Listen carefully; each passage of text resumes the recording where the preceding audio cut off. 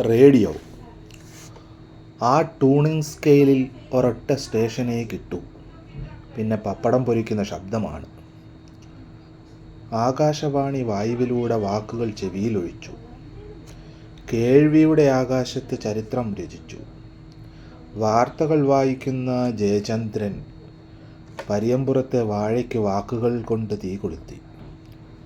ഗാനരഞ്ജിനി കേട്ട് അമ്മിണിപ്പശു നിറവയറിലും പാൽ ചുരത്തി. ദൈവസഹായം കരണംപിള്ള കൃഷിപാഠം കേൾക്കാൻ അതിരാവിലെ കട തുറന്നു. ബാറ്ററി വാങ്ങാൻ മറന്നുപോയത് കാരണം ഓമന കതക് തുറന്നതേയില്ല. കണ്ടതും കേട്ടതും മാത്രമല്ല, കാണാത്തതും കൂട്ടിച്ചേർത്താണ് അവൾ നാട്ടുകാർക്ക് വിളമ്പുന്നത്. അവസാനം നാടകം കേൾക്കാൻ കാത്തിരുന്ന് നേരം വൈകി ഉറങ്ങിപ്പോയി.